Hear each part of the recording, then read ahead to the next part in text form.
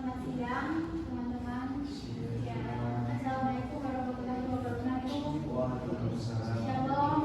Damai di hati. Om Swastiastu, Namo Buddhaya, salam kebajikan. Terima kasih untuk kesempatan yang diberikan bagi kami, kelompok 6. Saat ini kami akan mempresentasikan hasil dari PPL kami tentang pemeliharaan dan troubleshooting fiber optic. Sebelum kita masuk dalam materi, kita akan memperkenalkan diri masing-masing.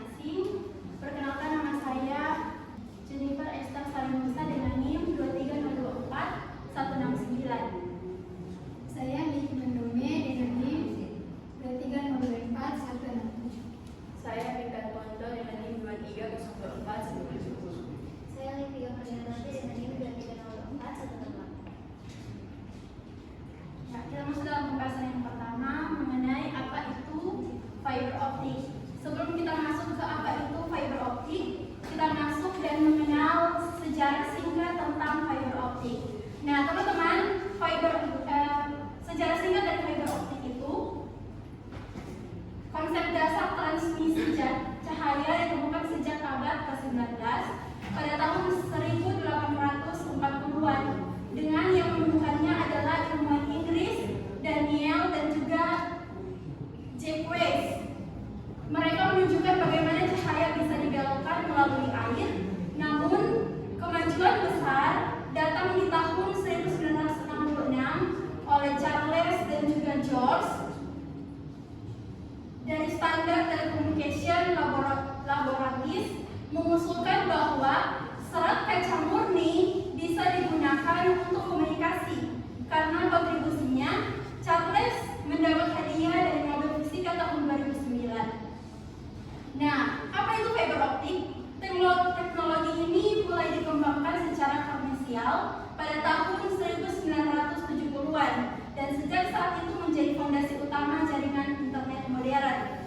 Fiber optik adalah media transmisi data yang menggunakan cahaya untuk mengirimkan informasi melalui serat tipis dari kaca atau plastik.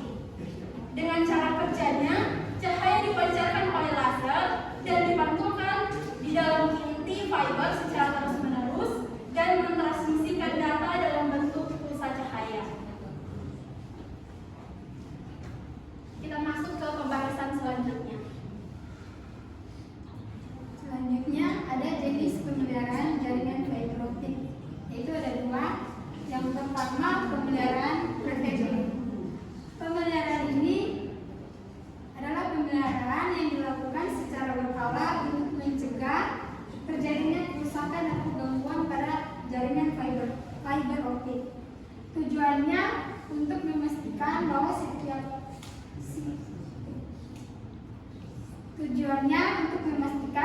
sistem tetap berjalan optimal dan menghindari downtime.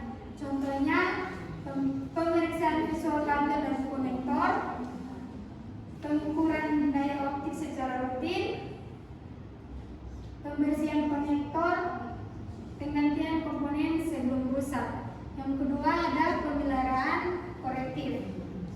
Pemeliharaan ini adalah pemeliharaan yang dilakukan setelah terjadi kerusakan atau gangguan. Fokus utamanya memperbaiki dan mengembalikan fungsi jaringan seperti semula. Contohnya, perbaikan kabel yang putus, penggantian perangkat yang rusak, misalnya OLT atau ONT, penyambungan ulang switching serat optik yang terganggu.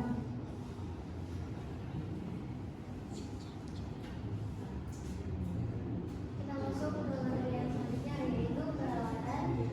Yang pertama ada OTDR atau Optical Type Domain Reflectometer, di mana ini digunakan untuk menganalisis dan mengukur panjang serta kualitas sambungan pada kabel serat optik, dan alat ini dapat mendeteksi titik putus, redaman, dan lokasi sambungan yang bermasalah. Selanjutnya yaitu power meter dan light source, di mana alat ini digunakan bersama untuk mengukur kekuatan sinyal optik yang ditransmisikan melalui kabel fiber optik, dan power meter membaca intensitas sinyal, sedangkan light source mengirimkan cahaya ke kabel.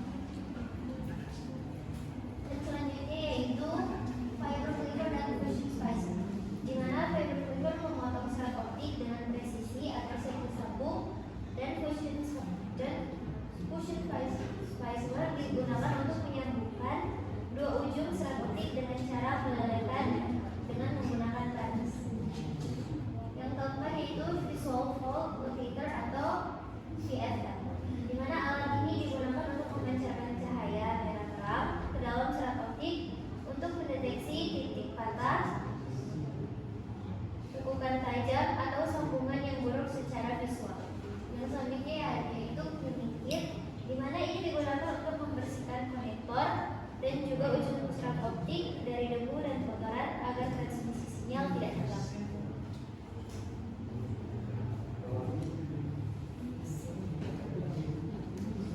Selanjutnya kita masuk pada proses troubleshooting fiber optic. Yang pertama kita mulai dengan identifikasi gejala. Di tahap ini kita cari tahu dulu gejala gangguannya. Bisa dari laporan pengguna atau dari indikator perangkat seperti lampu LOS yang menyala. Selanjutnya kita lakukan isolasi masalah. Tujuannya adalah mencari tahu di mana letak gangguannya. Apakah di perangkat kabel atau di jaringan utama. Di sini kita bisa pakai alat seperti OTDR untuk bantu lacak titik masalah. Setelah itu masuk ke tahap analisis dan diagnosis. Kita analisis penyebab gangguan, bisa jadi karena konektor kotor, kabel terlipat, atau sambungan spacing bermasalah. Jika penyebab sudah ditemukan, kita lakukan tindakan perbaikan. Langkah ini bisa berupa membersihkan konektor, mengganti kabel, atau melakukan penyambungan ulang pada serat yang putus. Dan yang terakhir, kita lakukan pengujian ulang. Tes ulang dilakukan untuk memastikan semua sudah normal. Kita bisa menggunakan OTDR atau voltmeter dan pastikan koneksi kembali stabil. Ya, demikian pembahasan materi kami. Saat ini kami membuka sesi tanya jawab. Kami memberikan kesempatan kepada tiga orang penanya. Baik, terima kasih atas kesempatan yang diberikan. Saya mewakili kelompok 5 yang bertanya, apa yang harus dilakukan jika terjadi penurunan performa sinyal pada jaringan fiber optik? Penanya selanjutnya yang kedua. Dari pemohon, apa fungsi utama TDM dalam troubleshooting jaringan fiber optik? Penanya terakhir. Oke, baik, berkaitan materi fiber dengan itu. Nanti kita bawa untuk pertama. Saya ingin bertanya, mengapa penting menjaga kebersihan konektor pada jaringan fiber optik? Terima kasih untuk pertanyaannya. Saya akan menjawab pertanyaan yang pertama, yaitu apa yang harus dilakukan jika terjadi penurunan performa sinyal pada jaringan fiber optik.